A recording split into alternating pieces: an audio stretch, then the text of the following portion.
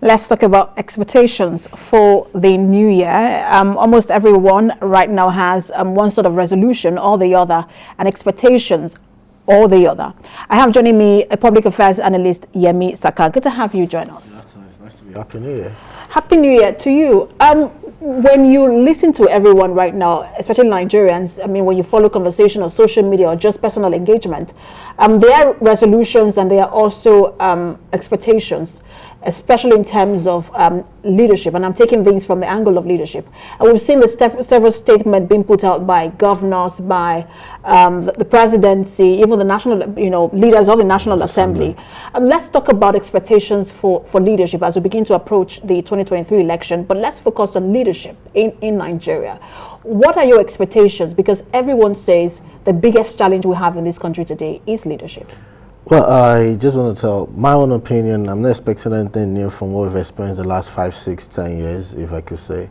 This administration has run out of its any innovations or probably ideas because they don't see them doing anything new. And I think Nigerians should expect increase in hiking for pump price of 4. Nigerians should probably be bracing up for increase in electricity tariffs. So for me, it's nothing new. It's just what we've been used to.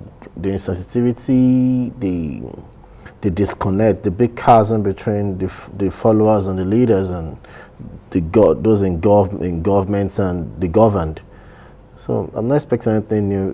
What I can just tell Nigerians is just try and improve it yourself. As much as the space allows you self-improvement, please go after that. But if you're expecting anything new from this government administration, you're kidding yourself. I said something earlier about, everyone saying, or there is a popular saying that everything rises and falls on leadership. And that the direction of a country or the direction of, even if it's just an organization, would usually go in the direction of leadership.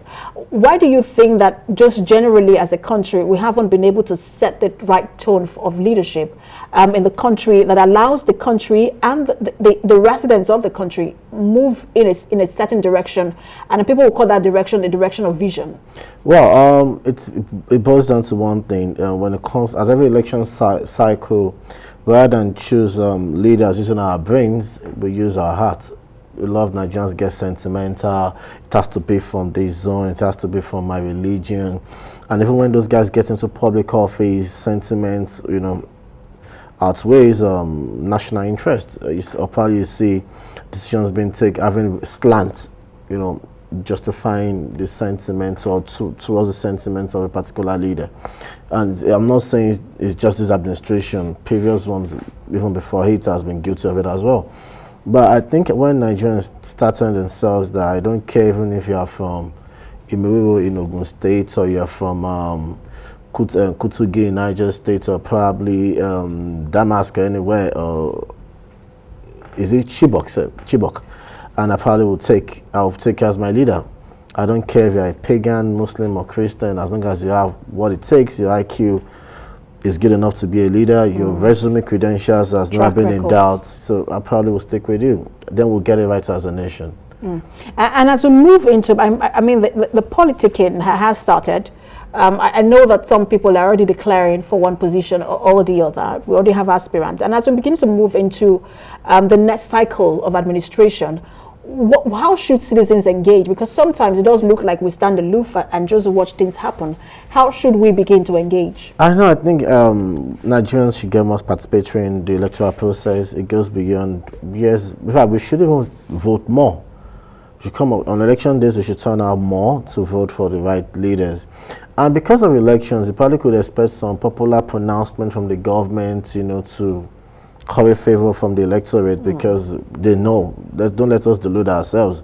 They know they've not been fantastic in the last 5, 6 years, so they probably want to say things. They'll come with pronouncements. You hear some last-minute policy reversals. You probably won't hear news and start seeing reportage of the military clearing out this and that because election is coming and they need to just convince Nigerians to stick with them. Because it's like this, they go out, another set comes in, they open the books, and we start going back and forth, trade, accusation, counter-accusations.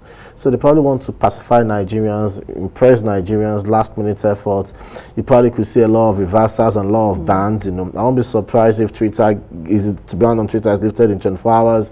You probably will see a lot of things on crypto ban, this ban, you know, just to make Nigerians happy and forget about the pains of the last 5-6 years. The leadership question is perhaps the biggest question in this country today, and a lot of people will say it has been left unanswered. We'll see how that plays out as we move into the election cycle. Thank you so much for talking to us, Public Affairs Analyst Yemi Saka. It's nice to be here.